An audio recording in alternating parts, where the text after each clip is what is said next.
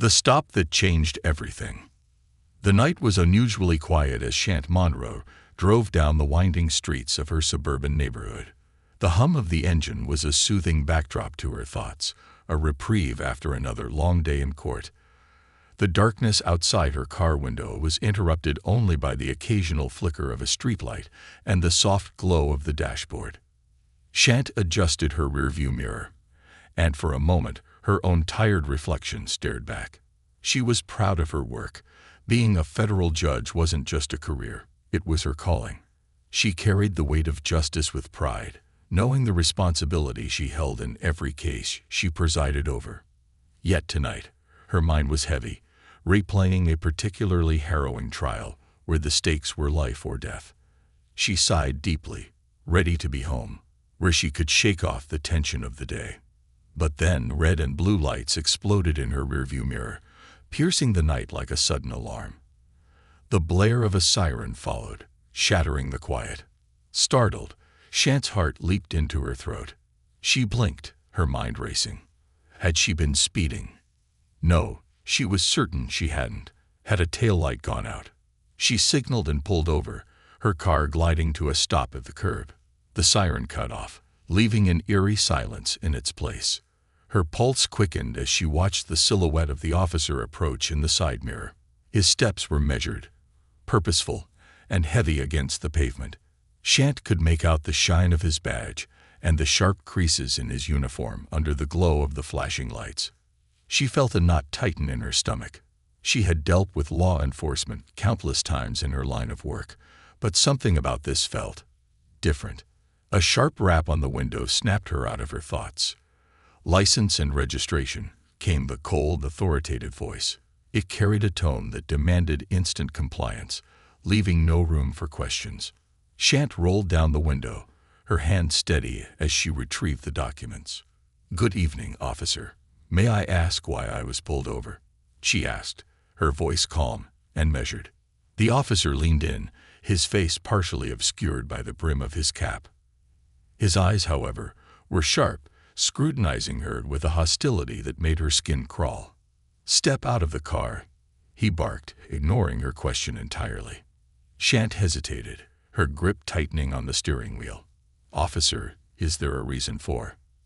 "Out of the car." "Now," he interrupted, his voice sharper this time.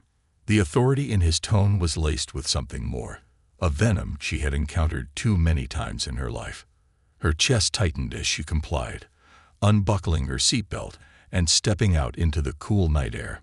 She stood beside her car, the chill biting through her thin blazer. The officer loomed over her, his stature imposing. His hand rested on the holster of his gun, a subtle yet clear message. "You know why I stopped you?" he asked, his words dripping with disdain as his eyes raked over her.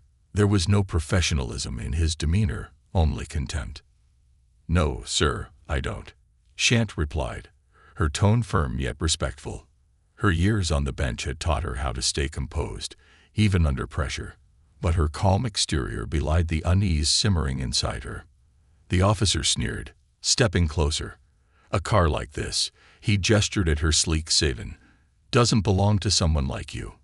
What are you? Some kind of thief? Or maybe you're running something illegal." Shant blinked, stunned by the blatant accusation. She opened her mouth to respond but stopped herself. She knew all too well how quickly situations like this could escalate. Instead, she took a deep breath, reminding herself to stay level-headed. The officer wasn't finished.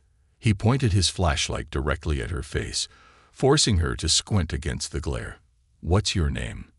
he demanded, his tone rough. "Shant Monroe," she answered, her voice steady. "Monroe," he repeated, drawing the syllables out mockingly. "Figures. All right, Miss Monroe." He spat her name like an insult. "Let's see if you've got any warrants. Stand there and don't move." He returned to his patrol car, leaving Shant standing alone by the curb, the cold seeping into her bones. She watched him through the rear windshield, his silhouette illuminated by the dashboard as he ran her information. The knot in her stomach tightened. She knew she had nothing to hide, but the way he had spoken to her, disrespectful, accusatory, ignited a simmering anger beneath her calm exterior. Minutes passed, though they felt like hours. Finally, the officer emerged from his vehicle, his expression unreadable. He approached her again, this time standing just a little too close for comfort. His eyes, however, betrayed something new, confusion, maybe even unease. "Miss Monroe," he began, his tone faltering slightly. "You're not just some ordinary citizen, are you?" Shant tilted her head, meeting his gaze head-on. "I'm not sure what you mean, officer," she replied, though her heart pounded in her chest. She could see the gears turning in his mind, the realization dawning on him. His eyes narrowed, and he took a step back.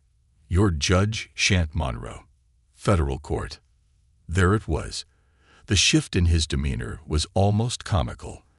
The bravado, the arrogance, it evaporated in an instant, replaced by uncertainty and a flicker of fear.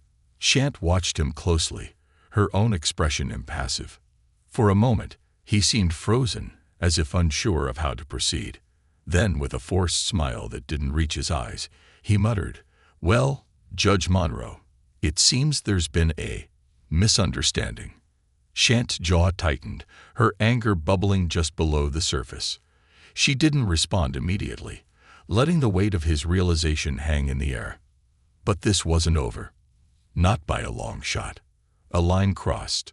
Shant watched the officer shift uncomfortably before her, his earlier arrogance now a shadow of itself. The transformation in his demeanor might have been satisfying if it didn't expose the deeper issue she had spent her life fighting against, the abuse of power by those sworn to protect and serve. But she wasn't here to educate him. Not now. Not when the rage she kept carefully locked away was clawing its way to the surface. "Misunderstanding," she repeated, her tone ice-cold. "What misunderstanding, officer?" He hesitated, his jaw tightening.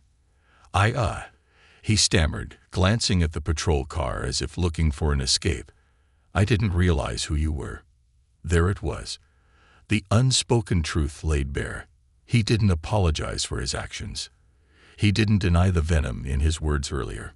His regret wasn't about what he had done. It was about whom he had done it to. "That's the problem, isn't it?" Shant said, her voice steady but sharp. She didn't raise her voice. She didn't need to. Years on the bench had taught her that quiet resolve often carried more weight than shouting ever could. "You didn't think I mattered. You thought you could treat me however you wanted because of how I look, where I was driving, or what car I owned. That's what this is about." The officer flushed, his face reddening under the harsh glow of the streetlights. "I didn't mean any." Shant held up a hand to silence him, her gaze unwavering. "Don't. You meant every word. Every accusation, every insult. You thought you had the power to intimidate me because that badge gave you authority. But you abused it, and you didn't think you'd get caught." His lips parted as if to argue, but the sound of another car pulling up behind them cut him off. A second patrol car rolled to a stop, its headlights slicing through the night. Out stepped a smaller officer, his gait purposeful but less aggressive. "Everything okay here, Chris?" the new officer asked, his voice calm but laced with curiosity. Chris, so that was his name, didn't respond immediately. His hands twitched at his sides, and Shant could see the wheels turning in his mind. He was calculating, trying to salvage what was left of his crumbling authority. "Yeah, it's fine," Chris finally muttered. The second officer glanced between Chris and Shant, his brow furrowing. "Ma'am, are you all right?" he asked, his tone polite and professional.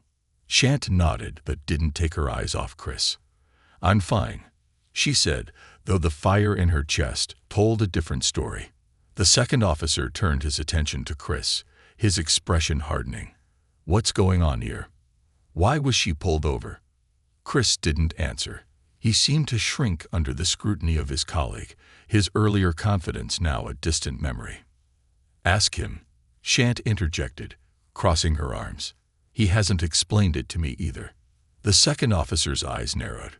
"Chris, why don't you go sit in the car for a minute?" Chris hesitated, his jaw tightening, but he eventually nodded and retreated to his vehicle. The second officer turned back to Shant, his demeanor apologetic. "Ma'am, I'm sorry for any trouble this has caused," he said, his voice softer now. "Can you tell me what happened?" Shant recounted the events calmly, leaving nothing out. She described the hostility in Chris's tone, the accusations, the threats, and the clear racial bias that had fueled the entire interaction. The second officer listened intently, his expression growing darker with each detail. "I see," he said finally, his voice low. "Thank you for telling me, Judge Monroe. I'll make sure this is addressed." Shant tilted her head. "Will you? Or will this get swept under the rug like so many other incidents? Because let me be clear, this isn't going away. I intend to report this, and I will see it through." The officer nodded solemnly. "I understand. And you're right. This can't be ignored. If you'd like, I can call a supervisor to the scene." Shant considered his offer. "Do it," she said firmly. The second officer stepped away to make the call, leaving Shant standing alone under the oppressive glare of the patrol car's lights. She wrapped her arms around herself, the adrenaline beginning to wear off. The chill of the night seeped into her skin, but she refused to let it shake her resolve. Minutes later, a third vehicle arrived. A man in plainclothes stepped out, his expression neutral but attentive. He introduced himself as Sergeant Lyles, the shift supervisor. "Judge Monroe," he said, extending a hand. "I understand there's been an issue here tonight. Can you tell me what happened?" Shant recounted the story again, her words measured but unyielding. Lyles listened without interruption, his expression growing more serious as she spoke. When she finished, he nodded slowly.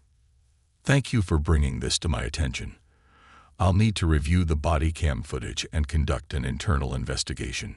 Rest assured, this will be taken seriously." Shant arched a brow. "Forgive me if I don't take that at face value, Sergeant. I've seen too many cases where investigations amount to little more than lip service. What assurances can you give me that this will be different?" Lyles hesitated, his professionalism faltering under her scrutiny. "All I can say is that we'll follow protocol and ensure this is handled appropriately." Shant's lips pressed into a thin line. "I'll be filing a formal complaint with the department and contacting my legal team. You'll also be hearing from me through official channels." Lyles nodded again, his demeanor subdued. "Understood, ma'am. And again, I apologize for any distress this has caused." Shant didn't respond. She turned on her heel, her head held high, and walked back to her car. Sliding into the driver's seat, she closed the door and gripped the steering wheel tightly. The events of the night replayed in her mind, but this time, they fueled her determination. This wasn't over, not by a long shot. As she drove away, her phone buzzed on the passenger seat. She glanced at the screen. It was Danielle, her closest friend and trusted confidant. "Danielle, heard what happened. Are you okay? Do you need help?" Shant sighed, her fingers hovering over the keyboard. Finally, she replied. "Me? I'm okay. But this isn't staying quiet. It's time to shine a light on what's really happening." She hit send and tightened her grip on the wheel. This was more than a traffic stop. It was a fight for accountability, for justice, for change. And Shant wasn't backing down. Shadows in the system.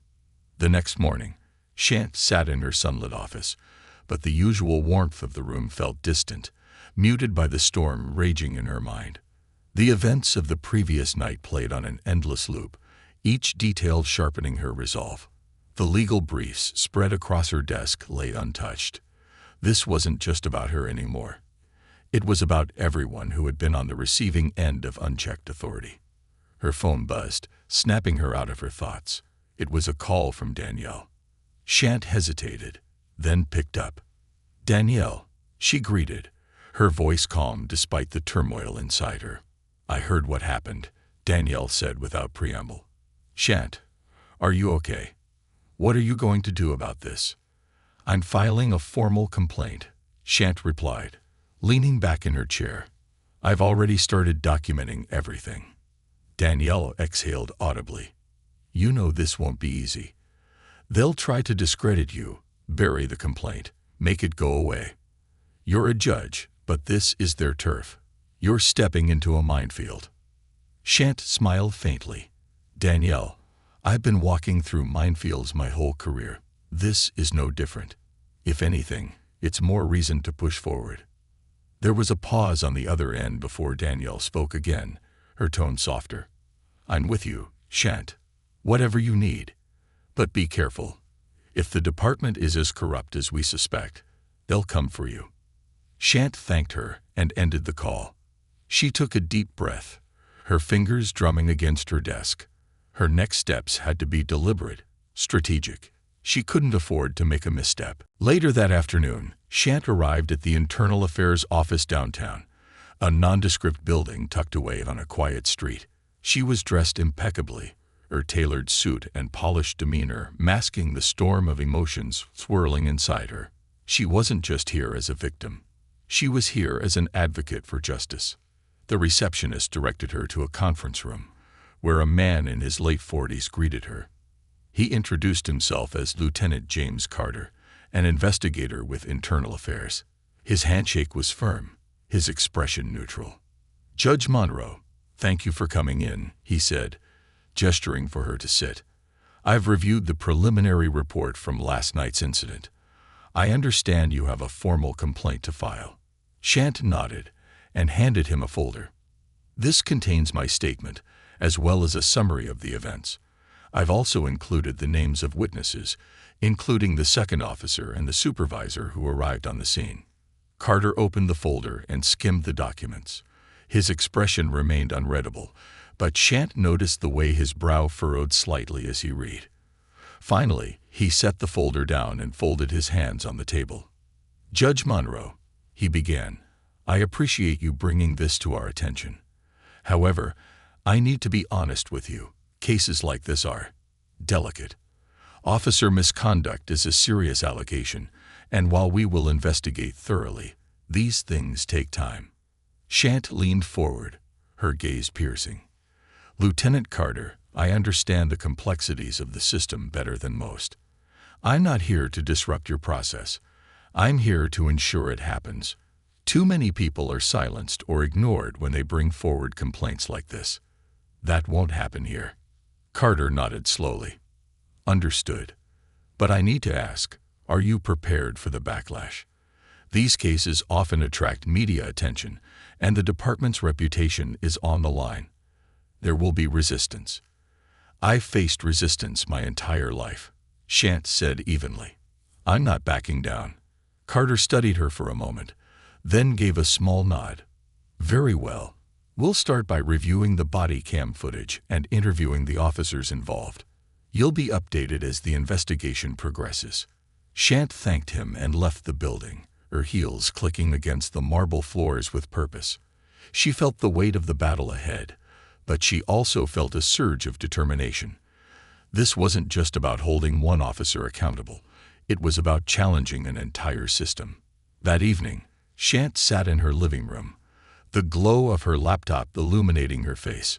She was drafting a public statement, not to release yet, but to prepare in case the department tried to silence her. As she typed, her phone buzzed with a text. Unknown number. They know what you're doing. Be careful. Her fingers froze over the keyboard. Her heart raced as she stared at the message. Who was this? Was it a warning? A threat? She quickly typed back. Me. Who is this? What do you mean? The reply came almost instantly. Unknown number. You've stirred the pot.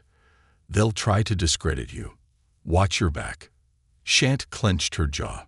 She wasn't easily intimidated, but the cryptic messages were unsettling. She decided to ignore it for now and refocused on her statement. She wouldn't let fear dictate her actions.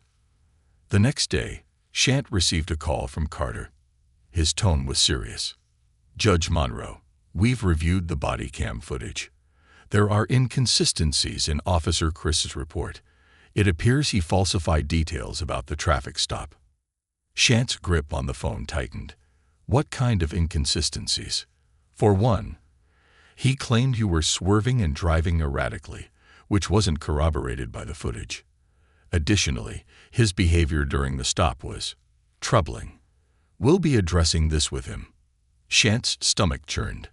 While she was relieved that the evidence backed her account, the thought of how many others might not have had such proof was deeply unsettling. What happens now? She asked. We'll be conducting a formal interview with him, Carter replied. I'll keep you updated. After the call ended, Shant leaned back in her chair, her thoughts racing. She knew this was just the beginning. If Chris had lied on his report, what else had he done? And how deep did the corruption go? She glanced at her phone, her mind returning to the mysterious messages from the night before. Whoever had sent them seemed to know something. Perhaps it was time to dig deeper. With renewed determination, Shant began planning her next move. She wasn't just fighting for herself.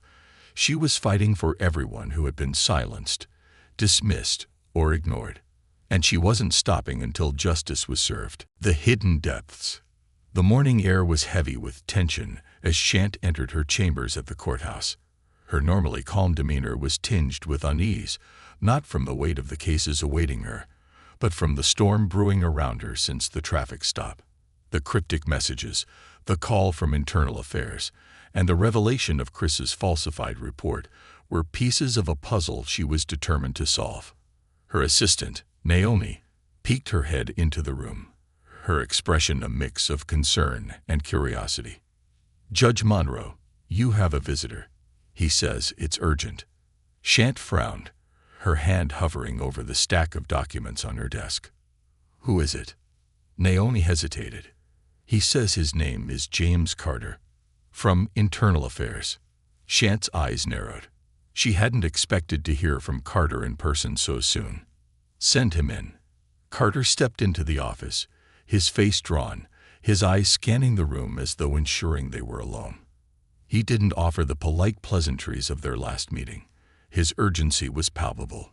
Judge Monroe, he began, closing the door behind him. We need to talk. Shant gestured for him to sit, her gaze steady. I take it this isn't just an update on the investigation. Carter leaned forward, his elbows on his knees, his voice dropping to a near whisper. You were right. This goes deeper than one officer's misconduct. The preliminary findings have uncovered something disturbing. Shant's heart quickened, but her expression remained composed. Go on. We've identified a pattern, Carter continued. Chris has been involved in several incidents that were swept under the rug, unlawful stops, excessive force, and even allegations of tampering with evidence. But he's not acting alone. There's a network of officers protecting each other, falsifying reports, and intimidating witnesses. It's systemic. Shant leaned back in her chair, her mind racing. And the department? Carter hesitated. They're trying to control the narrative. The chief is aware of the investigation, but hasn't authorized broader action yet. There's resistance, people in high places who don't want this getting out. Shant's jaw tightened. And what about the evidence? Is it secure? Carter nodded. For now. But if this leaks prematurely, they'll bury it, and they'll come after anyone who tries to expose it. That includes you. The weight of his words settled over her, but Shant wasn't one to back down. So, what do you propose we do, Lieutenant? Carter's eyes met hers, his gaze unwavering. You have influence, Judge Monroe. Your voice carries weight. If you go public, it will force their hand. But we need to do this strategically. We need more evidence, something undeniable that ties this network to the upper echelons of the department. Shant considered his words carefully. She had spent her career upholding the law, and now she was being asked to challenge the very system she had sworn to protect. But this wasn't about breaking the law. It was about ensuring it was applied equally. Do you have leads? She asked. Carter nodded. There's a whistleblower, an officer who's been feeding us information. But he's scared. If his identity is exposed, his life could be in danger. I need your help to protect him while we gather the evidence we need. Shant's eyes narrowed. You're asking me to take a risk that could cost me my career, my reputation, and potentially my safety. Carter didn't flinch. Yes, but if we don't act, this will continue. You've already started this fight, Judge Monroe. I'm asking you to see it through. That evening, Shant sat in her living room, staring at the folder Carter had given her. Inside were names, dates, and incidents, proof of a system riddled with corruption. She felt the enormity of the task before her, but she also felt a fire burning within her. Her phone buzzed again, and she glanced at the screen. Another message from the unknown number. Unknown number. They know about Carter. He's being watched. Her breath caught. She typed a reply quickly. Me. Who are you? How do you know this? The response was immediate. Unknown number. Someone who's seen too much. Trust no one. Not even Carter. Shant stared at the screen, her mind reeling. Was this person trying to help her, or were they part of the system she was trying to dismantle? She couldn't afford to ignore the warning, but she also couldn't let it paralyze her. The next day, Shant met with Danielle in a quiet corner of their favorite cafe. Danielle listened intently as Shant recounted her conversation with Carter and the ominous messages she'd been receiving. This is dangerous, Shant, Danielle said, her tone laced with worry. If someone inside the department is leaking information, they're taking a huge risk. And if you're being watched. I know the risks, Shant interrupted, her voice firm. But I can't walk away from this. Not when I have the power to make a difference. Danielle sighed, her hands wrapping around her coffee cup. Then we need to be smart.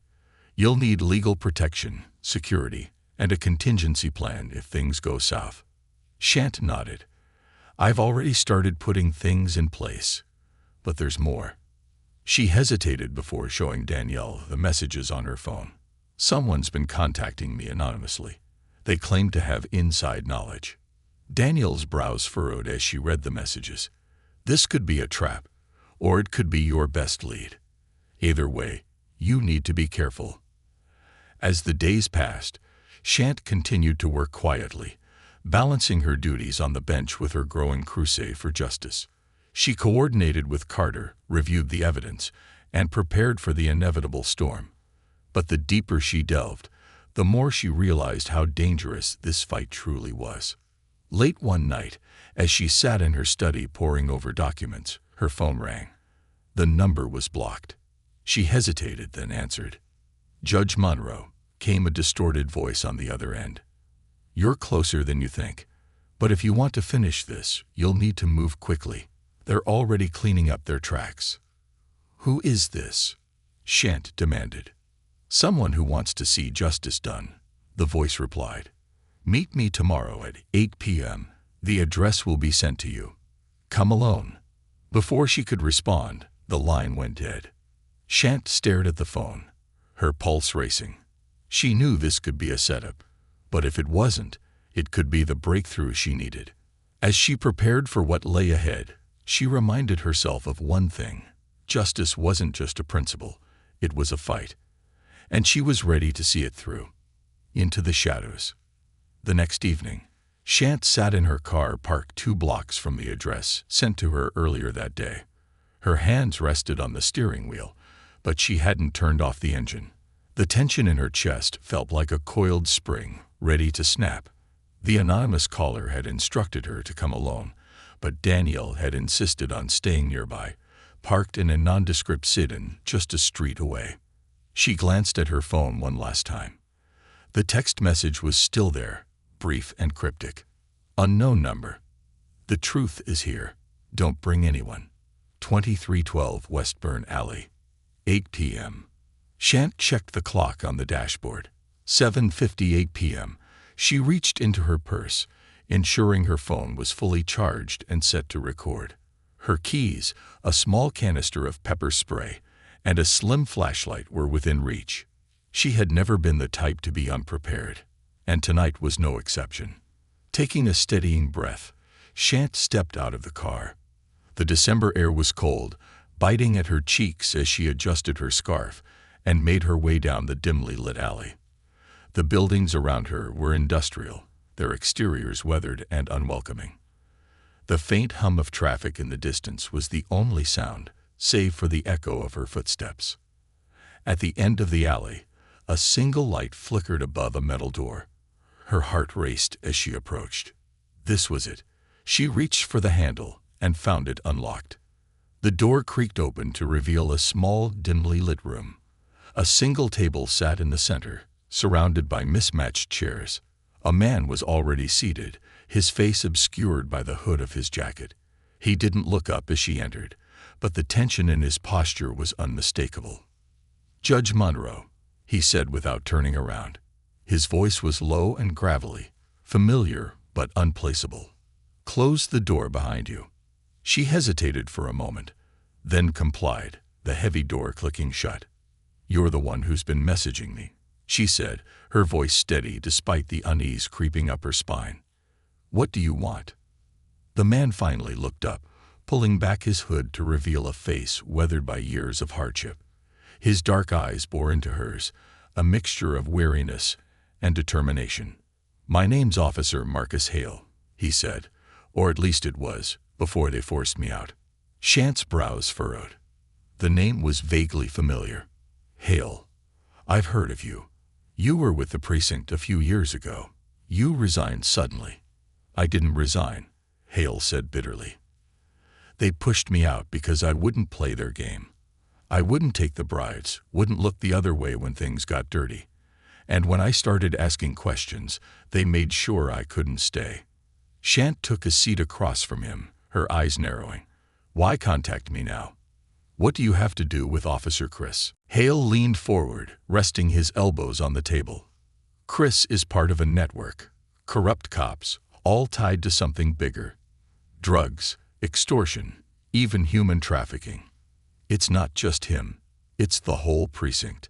They're protected by people higher up, people who make sure nothing ever sticks." Shant's breath caught. "You have proof of this?" Hale nodded. "I've been gathering evidence since the day I left. Names, dates, operations they've tried to cover up. It's dangerous work, Judge. They already came after me once. Burned my car, sent anonymous threats to my family. That's why I stayed quiet, until now." He reached into his jacket and pulled out a small USB drive, sliding it across the table to her. "Everything you need is on here. Financial records, intercepted communications, even footage they thought was deleted. But if you're going to take this on, you need to know what you're up against." Shant stared at the drive, her pulse pounding in her ears. She had suspected corruption. But this was a cancer spreading through the very institution she was trying to hold accountable. "Why me?" she asked, her voice quieter now. "Why not take this to internal affairs or the press?" Hale's expression darkened. "Internal affairs. Half of them are in on it. The press. They'd twist this story into something meaningless before it ever saw daylight. But you're untouchable. A federal judge with a spotless record and a reputation for integrity. They can't silence you without drawing more attention to themselves. You're the only one who can take this and make it stick." Shant picked up the drive, turning it over in her fingers. The weight of what it represented was almost overwhelming. "What's your plan, Hale? You think this will be enough to bring them down?" "It's a start," he said. "But you need to act fast. Once they realize this is in your hands, they'll come after you too. And they won't hesitate." Back in her car, Shant clutched the USB drive tightly, her mind racing. She called Danielle, her voice urgent. "I have something big," she said. "Evidence of a corruption ring. Far worse than we imagined. I need your help to review it. And we need to move quickly." Danielle's response was immediate. "Bring it to my office. We'll lock it down and start building a case. But Shant, be careful. If this is as bad as you say, we're stepping into dangerous territory." That night, Shant and Danielle pored over the contents of the USB drive in the safety of Danielle's law office. The evidence was damning. Transactions between officers and known criminals, emails detailing cover-ups, and videos that left no room for doubt. "This is it," Danielle said, her voice trembling with a mix of awe and fear. "This is everything we need to take them down. But Shanti, once this goes public, there's no going back. They'll come after you with everything they have." Shant leaned back in her chair, exhaustion and determination etched into her face. "Let them. I didn't get to where I am by backing down from a fight. This isn't just about me. It's about justice. And it's about time someone held them accountable."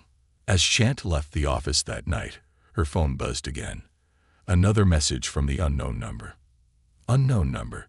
You've got the evidence, but they know you do. Watch your back. The next move is theirs." Shant's grip on her phone tightened.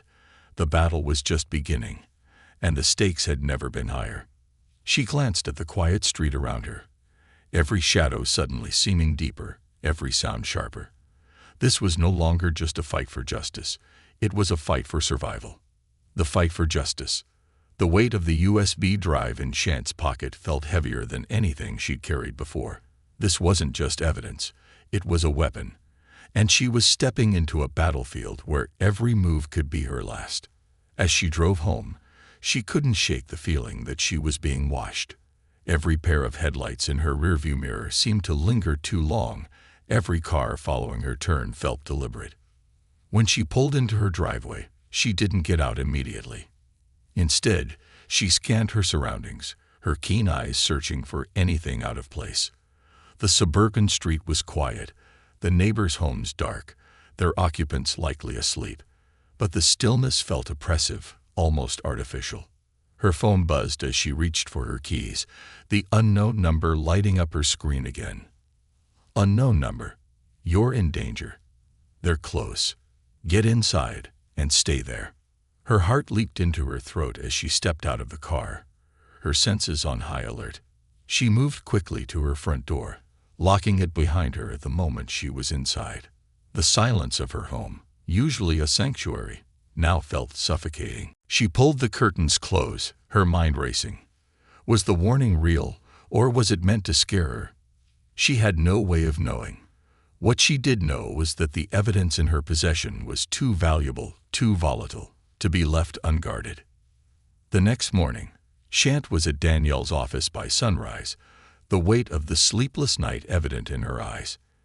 Danielle had already begun compiling a detailed report, organizing the files from the USB drive into a narrative that could withstand the scrutiny of both the media and the courts. "This is airtight," Danielle said, her voice steady despite the gravity of their task. "But it's also dangerous. If we release this, we need to do it strategically. The media needs to see it at the same time as law enforcement and federal oversight agencies. That way, no one can suppress it without causing a public uproar." Shant nodded, her resolve firm. "What about protection? Once this goes live, they'll come for both of us."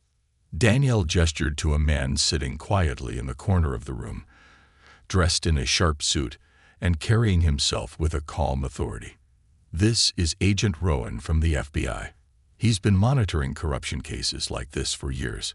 When I showed him the files, he agreed to help." Rowan stood, extending a hand to Shant. "Judge Monroe, it's an honor to meet you. I've heard about your reputation, and I have to say, this is one of the most significant cases we've seen in a long time. But I won't lie, this will put a target on your back. You'll need round-the-clock protection." Shant shook his hand, her expression unwavering. "I appreciate your help, Agent Rowan, but I'm not backing down. These people need to be held accountable." By midday, the plan was set. The evidence would be handed over to federal investigators and released to major news outlets simultaneously. Danielle and Agent Rowan coordinated the logistics while Shant prepared a statement for the media. Sitting in front of her laptop, she typed carefully, choosing each word with precision. Her statement wasn't just an announcement. It was a call to action, a demand for accountability that would echo far beyond this case. When she finished, she read it aloud to Danielle and Rowan. "I stand before you today, not just as a judge, but as a citizen demanding justice. The evidence we are releasing exposes a deep network of corruption that has infiltrated the very institutions sworn to protect and serve. This is not about one officer or one department. This is about a system that has failed to hold itself accountable. I call on every citizen, every leader, and every member of law enforcement to stand with us in this fight. Together, we can ensure that justice prevails. Danielle nodded approvingly. It's perfect. Rowan added, and it will put the pressure exactly where it needs to be. That evening, Shant and Danielle watched as the evidence went live. Major news outlets picked up the story within minutes, the files spreading across the internet like wildfire. Social media exploded with outrage, hashtags demanding justice trending within hours. But with the public outcry came the danger they had anticipated. By the time Shant returned home, there were already threatening messages flooding her inbox. Some were anonymous, others were disturbingly specific. You're a disgrace to the bench. You don't know who you're messing with. We're coming for you. She forwarded everything to Agent Rowan, who assured her that the threats were being taken seriously. But the fear that crept into the corners of her mind was harder to dismiss. 2 nights later, the danger became impossible to ignore. Shant was woken in the middle of the night by the sound of shattering glass. Heart pounding, she grabbed her phone and dialed Rowan's direct line as she moved silently toward the noise. Stay where you are, Rowan instructed. Lock yourself in her room. We're on our way. But Shant wasn't the type to wait passively. She grabbed the small flashlight from her bedside drawer, its weight comforting in her hand. She crept toward the living room, her steps careful and silent. In the dim light, she saw the broken window and the shadow of someone moving inside. Her stomach tightened. Get out, she called, her voice steady despite the fear clawing at her. The figure froze, then bolted for the window. By the time Rowan and his team arrived, the intruder was gone. This was a warning, Rowan said grimly as he inspected the scene. They want you to know they're watching. Shant met his gaze, her jaw set. Then let them watch. I'm not stopping. The next morning, Shant stood before a crowd of reporters and cameras, her statement in hand. As the world watched, she spoke with the same unwavering conviction that had carried her through every trial, every challenge, every moment of doubt. We are at a crossroads, she said. This case is about more than corruption. It's about the values we hold as a society. It's about ensuring that no one is above the law. I will not be intimidated. I will not back down. Justice demands action, and that is what I intend to see through. The crowd erupted in applause, but Shant knew this was only the beginning. The fight ahead would be brutal, but she wasn't alone. With Danielle, Rowan, and the countless voices of support behind her, she was ready to face whatever came next. As she walked away from the podium, her phone buzzed. Another message from the unknown number.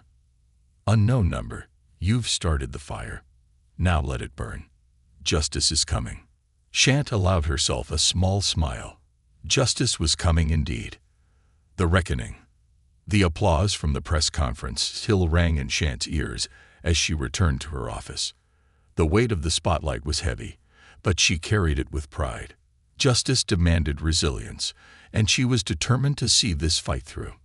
Danielle was waiting for her, seated on the couch in Shant's office with her laptop open. She looked up as Shant entered, her expression a mix of determination and concern. The fallout has already started, Danielle said, tilting her screen to show Shant the headlines splashed across every major news outlet.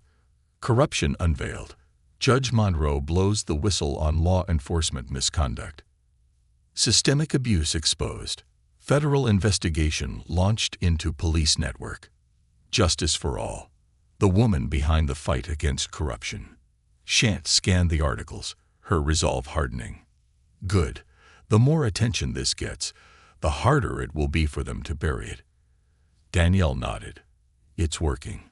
Federal investigators are taking over the case, and Agent Rowan confirmed that arrests are imminent. But there's a problem. Shant's stomach tightened. What is it? They're coming after you harder now, Danielle said, her tone grim. Your name is trending, and not all of it is good. There are smear campaigns popping up, questioning your rulings, your past cases, even your personal life. They're trying to discredit you before this goes any further." Shant let out a slow breath, leaning against her desk. "Let them try. My record speaks for itself." Before Danielle could respond, Shant's phone buzzed with another message from the unknown number. "Unknown number. They're desperate. Watch for the next move. You're not safe yet." Shant stared at the message, her mind racing. Every step forward seemed to trigger a more desperate reaction from those she was exposing. That night, as Shant prepared for bed, she couldn't shake the feeling of being watched. The house was silent, but the memory of the broken windows still lingered in her mind. She double-checked every lock and window, her flashlight within arm's reach on the nightstand. Around midnight, her phone buzzed again, this time a call from Rowan. "Judge Monroe, we've intercepted communications suggesting they're planning something tonight," he said, his voice tense. "Stay where you are. We have agents en route to your location." Shant's chest tightened. "What are they planning?" "We don't know for sure, but it sounds like an attempt to scare you into silence. Don't engage with anyone who approaches your home." As he spoke, Shant heard the faint sound of tires on gravel. She moved to the window, peering out through the curtains. A dark SUV idled at the edge of her driveway. "They're here," she whispered into the phone. "Stay calm," Rowan said. "Lock yourself in a room and wait for us." Shant nodded, but she couldn't bring herself to retreat. Instead, she grabbed her phone and started recording. If they were going to come for her, she was going to document every second of it. The SUV's doors opened, and two men stepped out, their faces obscured by baseball caps. They moved quickly toward the house, one of them carrying a crowbar. Shant's heart raced, but she didn't waver. She raised her phone higher, recording as she shouted through the window. "You're being recorded. The FBI is on their way." The men froze, exchanging glances. One of them muttered something inaudible before they retreated back to the SUV and sped away. Minutes later, Rowan and his team arrived, their flashing lights illuminating the street. Shant met them at the door, still clutching her phone. "We have their faces," she said, showing Rowan the video. "That should be enough to identify them." Rowan nodded. "We'll track them down. This proves they're feeling the pressure. They're getting reckless."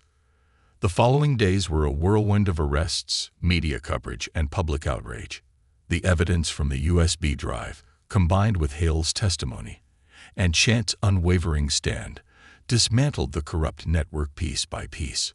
Chris was arrested along with several other officers, and higher-ranking officials were forced to resign as the investigation uncovered their complicity. The victory was bittersweet. While justice was being served, Shant knew the fight wasn't over. The system was flawed, and this was only one battle in a much larger war. A month later, Shant stood on the steps of the courthouse, addressing a crowd of reporters and supporters. Her voice carried over the murmurs, steady and resolute. "This is not the end," she said. "This is a beginning. We've proven that no one is above the law, but there is still work to be done. We must remain vigilant, holding ourselves and our institutions accountable. Justice is not a destination. It is a journey, and I am committed to seeing it through." The crowd erupted in applause, but Shant's focus remained clear. As she stepped away from the podium, Danielle and Agent Rowan joined her, their faces reflecting a mix of pride and determination. "You did it," Danielle said, squeezing her shoulder. Shant gave a small smile. "We did it. But the fight isn't over." As she walked back into the courthouse, Shant felt a renewed sense of purpose. She had faced the shadows in the system and emerged stronger, more determined than ever to shine a light on the truth. Justice had prevailed. For now. And she would be ready for whatever came next.